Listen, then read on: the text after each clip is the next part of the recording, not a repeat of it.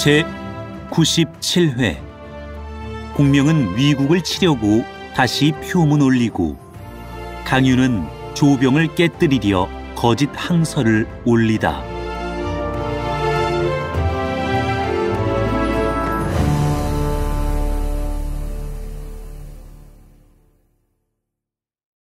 촉한 건흥 6년 9월에 석정에서 동호 육손에게 크게 패하여 수레와 마필이며 군사 기계를 모조리 탕진한 위도독 조휴는 황공한 나머지 우라병에 걸려 낙양에 이르자 등창이 터져 죽었다. 위제 조예는 직지를 내려서 그를 후히 장사지내 주었다. 사마이가 군사를 거느리고 돌아오자 모든 장수가 맞아들이고 물었다.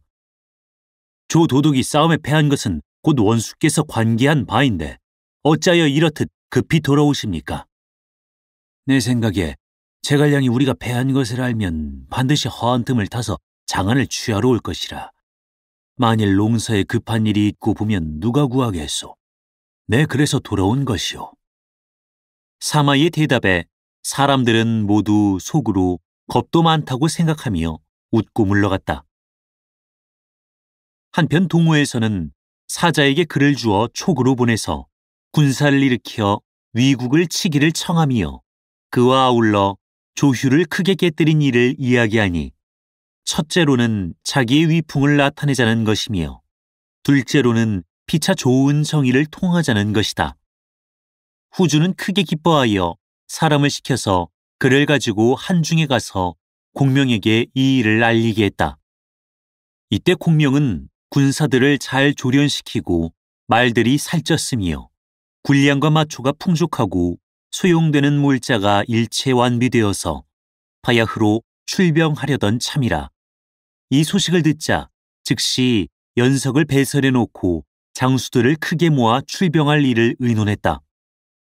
그러자 갑자기 일진 광풍이 동북 쪽에서 불어와 뜰 앞에 서 있던 소나무를 뚝 부러뜨려서 모든 사람이 크게 놀랐다. 공명이 곧 점을 한번 쳐보더니 이 바람은 대장 한 사람의 죽음을 알리는 것이오 하고 말한다. 그러나 여러 장수는 이 말을 믿지 않았다. 그대로 술을 마시고 있는 중에 문득 진남장군 조운의 장자 조통과 차자 조광이 승상을 뵈러 왔다고 고한다. 공명은 크게 놀라서 술잔을 땅에 던지며 외쳤다. 차룡이 죽었구나. 조운의 두 아들이 들어와서 절하고 울며 고했다. 저의 가친이 지난밤 삼경의 병이 위중하여 세상을 떠나고 말았사옵니다. 공명은 발을 구르며 자룡이 작고했으니 국가에는 동량이 하나 없어지고 내게는 한 팔이 부러졌구나 하고 통곡했다.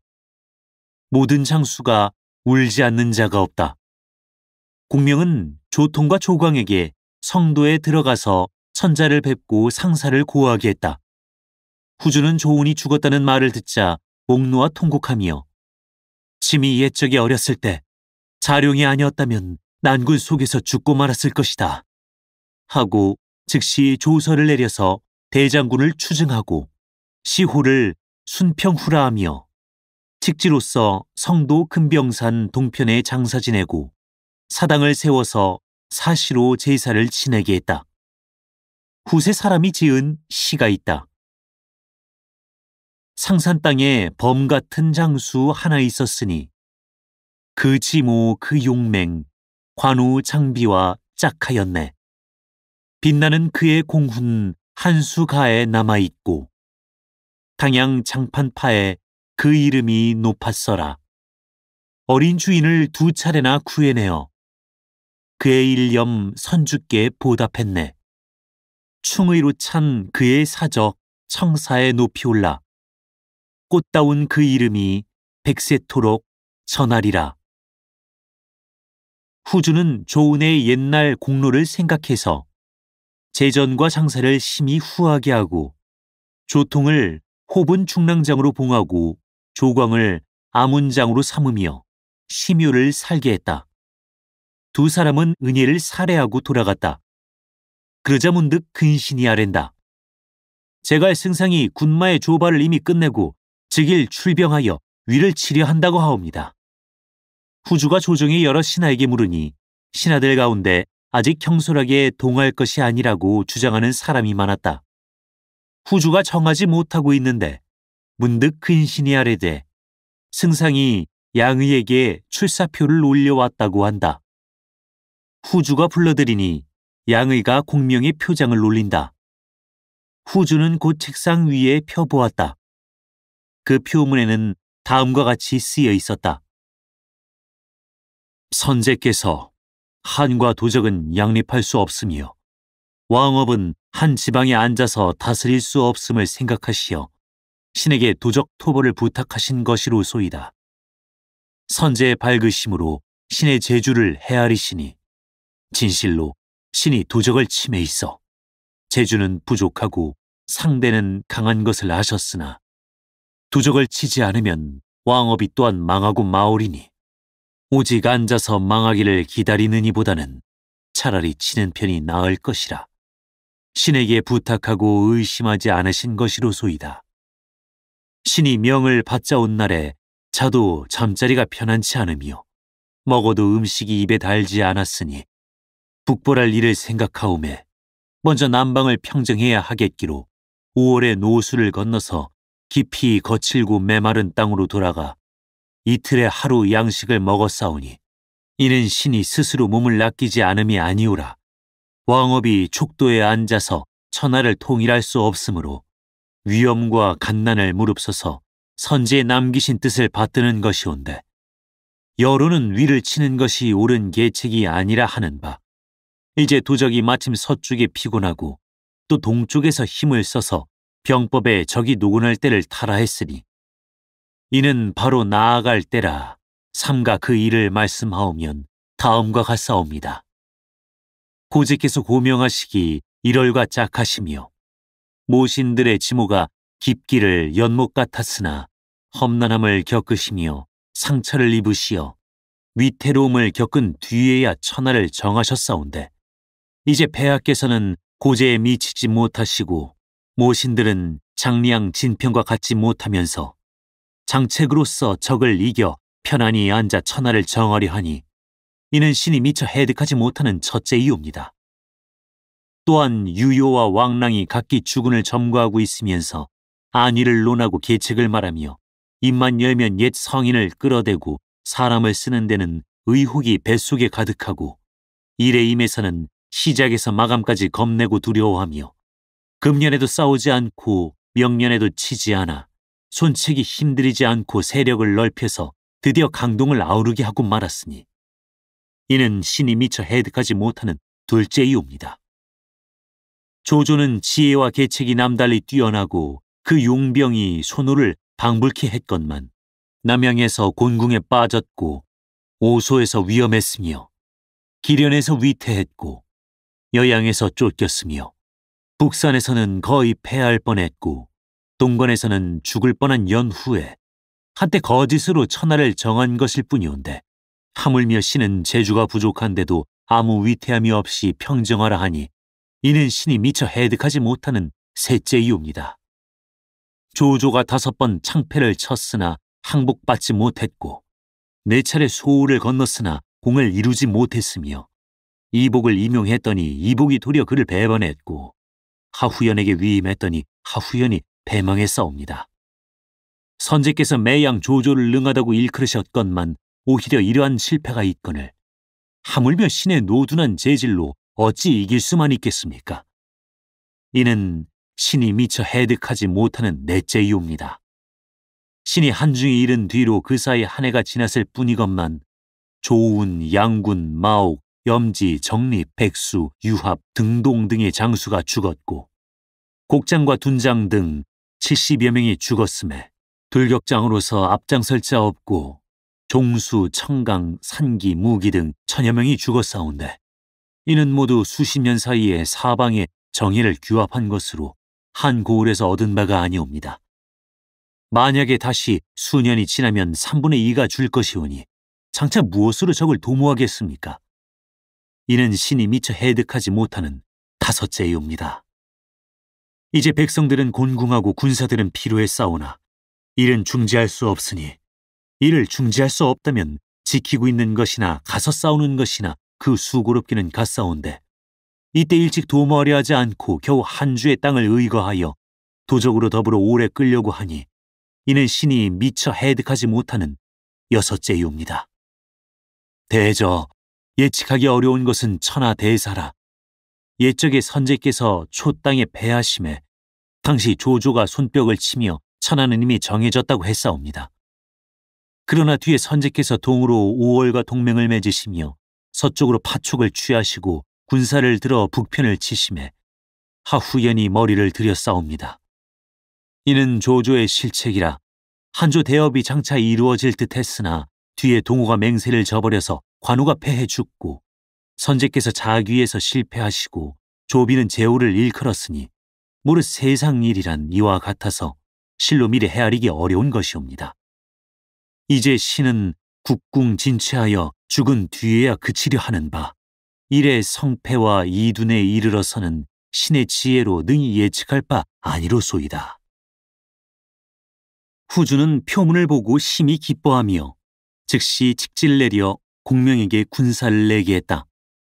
공명은 칙명을 받고 산심한 정예병을 일으켜 위원을 선봉의 대장으로 삼고 바로 진창어기를 바라고 나아갔다. 세작이 어느 틈에 낙양의 코에서 사마의는 위제에게 이 일을 상주했다.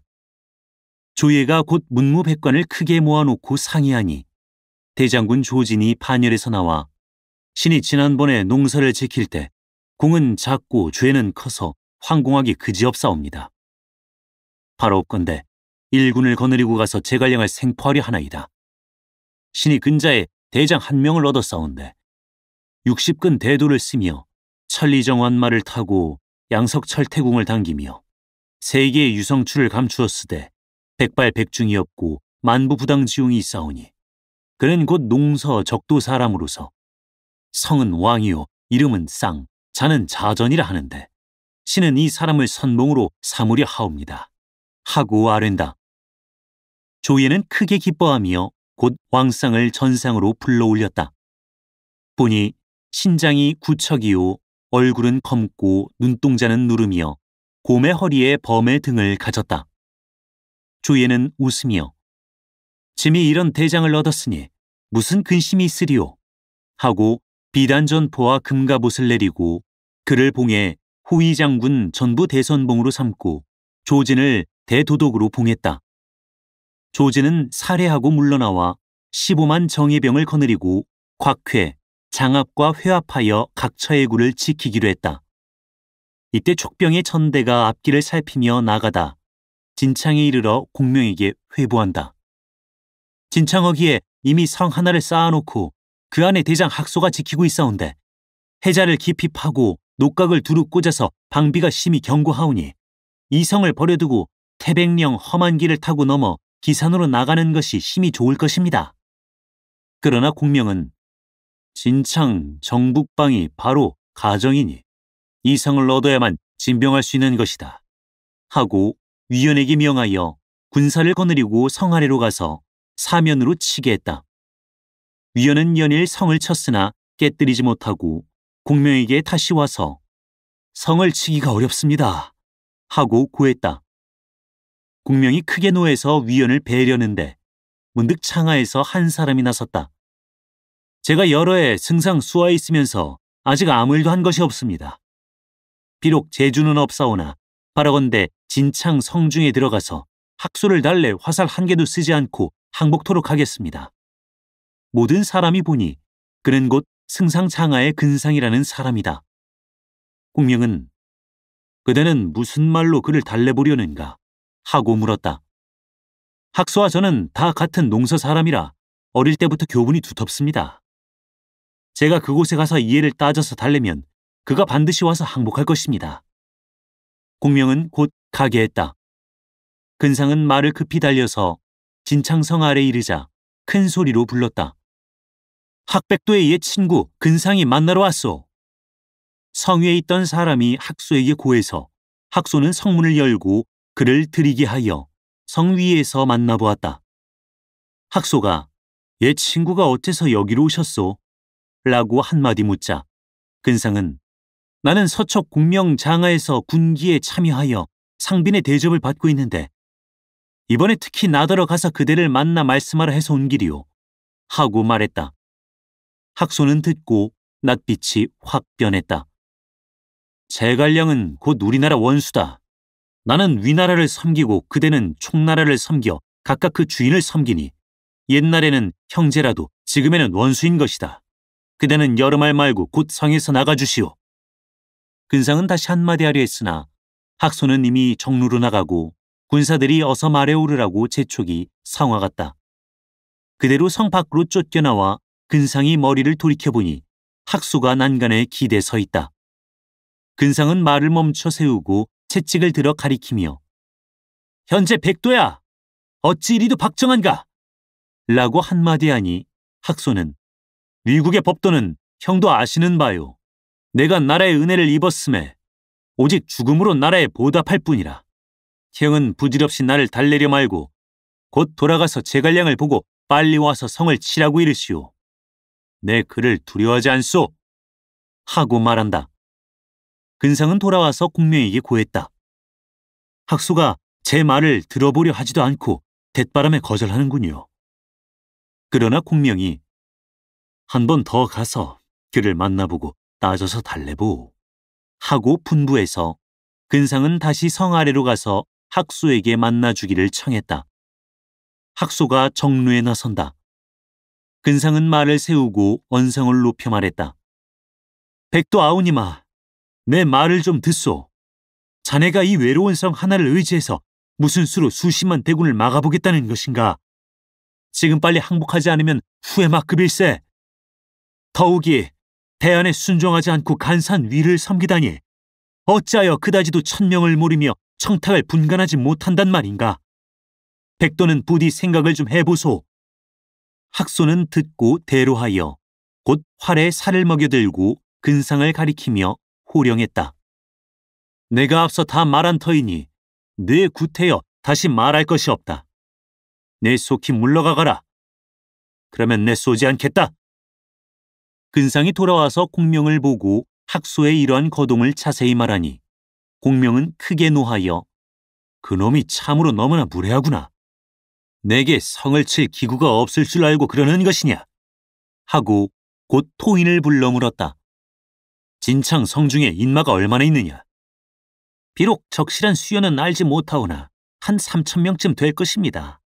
공명은 듣고 웃으며 이 작은 성을 가지고 어딜 감히 나를 막아보겠다는 것이냐? 놈들의 구원병이 이르기 전에 빨리 쳐야겠다.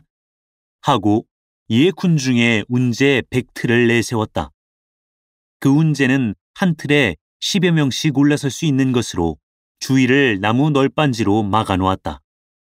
군사들은 각기 작은 사닥다리와 줄 사닥다리를 가지고 군중에서 북소리가 일어나자 일제히 성으로 올라갔다. 학소는 정루에서 족병이 운제를 짜서 세워 사면에서 들어오는 것을 바라보자 곧 3,000군의 영을 내려 각기 화전을 가지고 사면으로 버려 서서 운제가 성 가까이 이르기를 기다려 일제히 쏘게 했다. 공명은 성중이 아무 방비가 없을 줄로만 생각해서 운제를 많이 만들어 삼군에게 북치고 고함 지르며 나아가게 한 것인데 뜻밖에도 성 위에서 화전을 일제히 쏴서 운제의 모조리 불이 붙자 운제 위의 군사들이 많이 타 죽었다. 성 위에서 시석이 또 비 퍼붓듯 한다. 촉병은 모두 뒤로 물러났다. 공명은 크게 노하여 내 놈들이 내 운제를 불태웠으니 이번에는 철판을 씌운 전차 충거를 써보겠다. 하고 이에 밤도와 충거를 마련했다. 이튿날 촉병은 또 사면에서 북치고 고함 지르며 앞으로 나아갔다. 학소는 급히 돌을 날라다가 돌에 구멍을 뚫고 칠그로 꼰 밧줄에 꿰어 수레가 오는 대로 내리치게 했다. 이 통의 충거는 모두 부서졌다. 공명은 또 군사들에게 영을 내려 흙을 날라다가 해자를 메우게 하고 유화를 시켜 가래와 호미를 가진 군사 3,000명을 데리고 밤사이에 땅 밑으로 굴을 파 몰래 성 안으로 들어가게 했다. 그러나 학소는 성 안에 또 해자를 파서 땅 밑으로 들어오는 길을 가로막아 버렸다. 이처럼 밤낮으로 20여일이나 쳤건만 성을 깨뜨릴 계책이 도무지 없다. 공명이 영체 안에서 한창 근심 중에 있을 때 문득 동쪽에서 구원병이 왔사온데 이 위에는 위 선봉대장 왕상이라 쓰여 있습니다 하는 보고가 들어왔다. 누가 나서서 맞겠느냐 하고 공명이 묻자 위원이 나선다. 제가 가보겠습니다. 그대는 선봉대장이니 경솔이 나가서는 아니 돼요. 공명은 다시 장수들을 돌아보고 물었다. 누가 나가 맞겠소? 비장 사웅이 소리에 응해서 나온다. 공명은 그에게 군사 3,000명을 주어 떠나게 하고 다시 물었다. 또 누가 가겠느냐? 비장 공기가 소리에 응해서 가겠노라 한다. 공명은 그에게도 군사 3,000명을 주어서 보냈다. 공명은 성 안에서 학소가 지쳐 나올까 저하여 인마를 뒤로 20리 물려 영체를 세웠다. 한편 사웅이 군사를 거느리고 전진하다가 바로 왕상을 만나서 싸웠으나 삼합이 못되어 왕상의 칼에 찔려 죽었다. 촉병이 패에서 달아나자 왕상이 추격해오는 것을 공기가 맞았으나 그도 단지 삼합에 왕상의 칼에 죽었다. 패병이 돌아가서 공명에게 고하자 공명은 크게 놀라서 황망이 요화, 왕평, 장의 세 사람에게 나가서 왕상을 맞게 했다. 양편이 진을 치고 마주 대하자 장의가 말을 진 앞으로 내고 왕평과 요화가 좌우에 선다. 왕상이 말을 몰고 나와 장의와 칼을 어울렸다. 사오합을 싸웠으나 승부가 나뉘지 않아서 왕상이 거짓 패하여 달아나는 것을 장의가 그대로 뒤를 쫓으니 왕평은 장의가 적의 계책에 떨어진 것을 보고 황망히 뒤를 쫓지 마라! 하고 소리쳤다. 장의는 급히 말머리를 돌렸다. 그러나 이때 벌써 왕상의 유성추가 날아들어 그의 등을 맞췄다. 장의는 안장에 푹 엎드려서 달아났다. 왕상이 말을 돌려 뒤를 쫓아온다.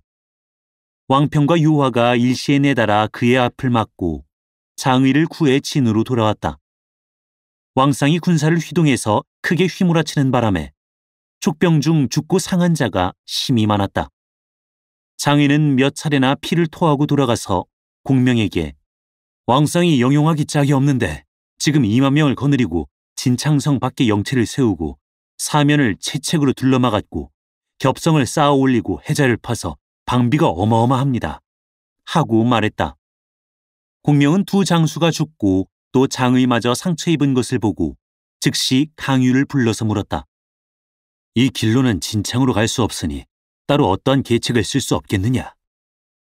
진창이 성지가 견고한 데다가 학소가 방비를 물 셀 틈 없이 하고 또 왕상이 와서 도우니 실로 취할 도리가 없습니다. 제 생각에는 대장 한 명에게 산을 의지하고 물을 따라서 영체를 세우고 굳게 지키게 하며 다시 상장으로 요로를 지켜 가정 쪽에 적을 막게 하신 다음 대군을 통솔하고 기산을 엄습하심이 가당할까 합니다. 저는 한편으로 이러이러하게 계책을 써서 조진을 잡을까 합니다. 공명은 그의 말을 좇아서 즉시 왕평과 이회에게 각각 수하병을 거느리고 가정 소로를 지키게 하며 위원으로 일군을 거느려 진창어기를 지키고 있게 하고는 공명 자신은 마대를 선봉으로 삼고 관흥과 장포를 전후 구응사로 삼아 대군을 거느리고 소로로 해서 야곡으로 빠져나가 기산을 바라고 나아갔다. 이때 조진은 전번에 사마이에게 공로를 뺏긴 걸 분하게 생각해서 낙양에 이르자 곽회와 손례를 동서 양쪽에서 지키게 했고 또 진창성이 위급하다는 말을 듣자 곧 왕상을 보내서 구원하게 했던 것인데 왕상이 촉장을 베어 공을 세웠다는 말을 듣고 크게 기뻐했다.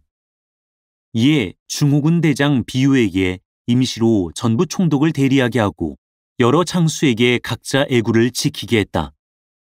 그러자 문득 고하되 산곡에서 세작을 하나 잡아왔다고 한다. 조진이 암령에 드리라 하여 장전에 꿇어앉혀 놓으니 그자가 고하는 말이 소인은 세작이 아니라 긴밀한 일이 있어서 도덕을 베러 오다가 잘못 복병에게 붙잡힌 것입니다. 바라건대 좌우를 물리쳐 주십시오. 함으로 조지는 결박을 풀어준 다음 좌우에 있는 사람들을 잠시 물러가게 했다. 그제야 그자는 입을 열어 소인은 바로 강백약의 신복인데 명을 받고 밀서를 가지고 온 것입니다. 하고 말한다.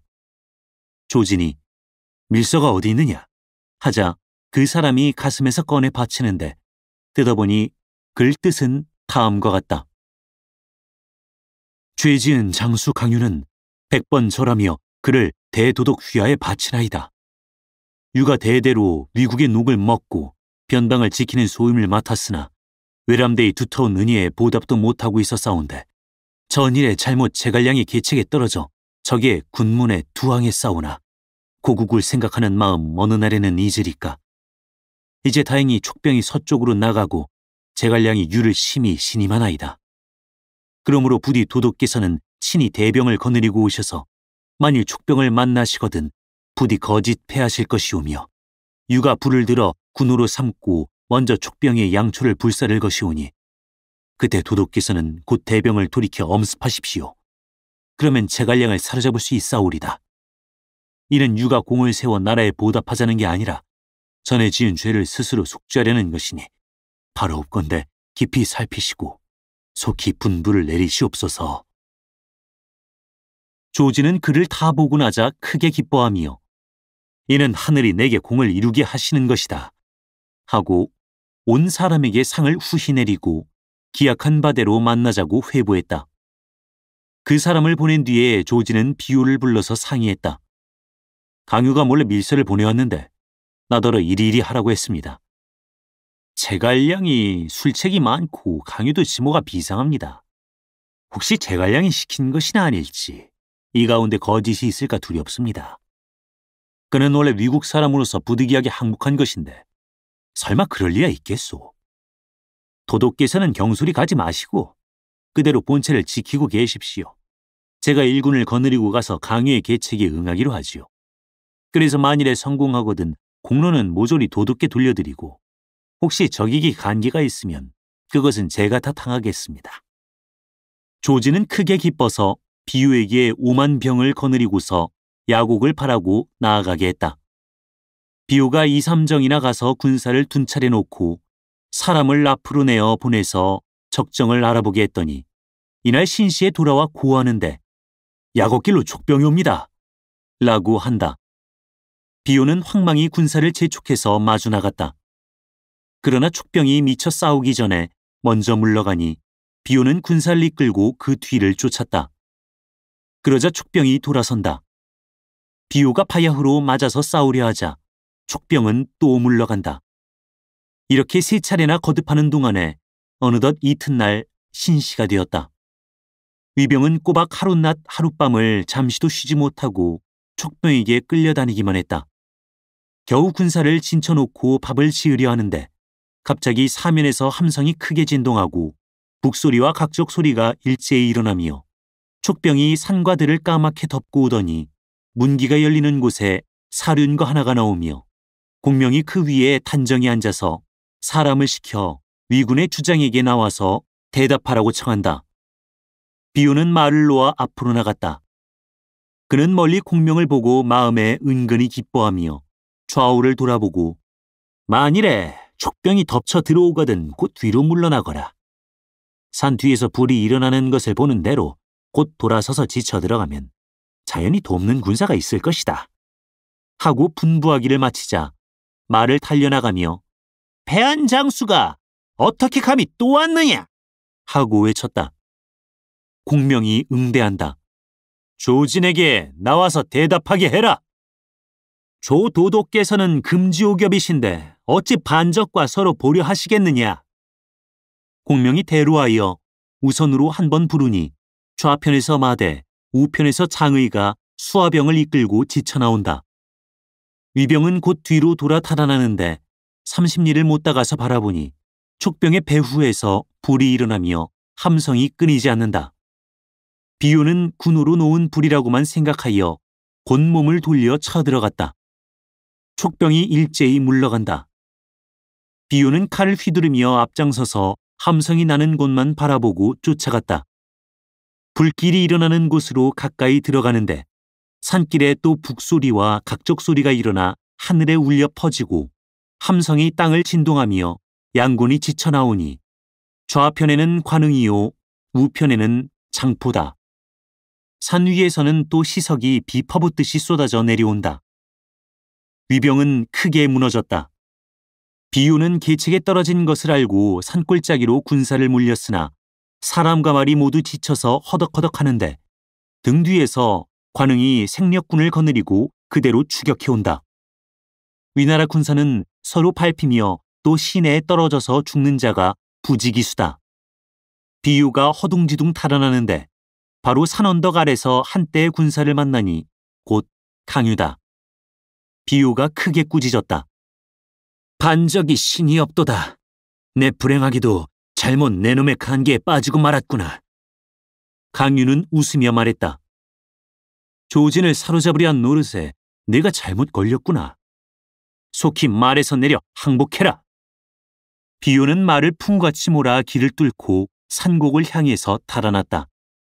그러나 문득 보니 산골짜기에서는 화광이 충천하고 등 뒤에서는 또 추병이 바싹 따른다. 비유는 제 손으로 목을 찔러 죽었다. 남은 무리는 모조리 항복했다.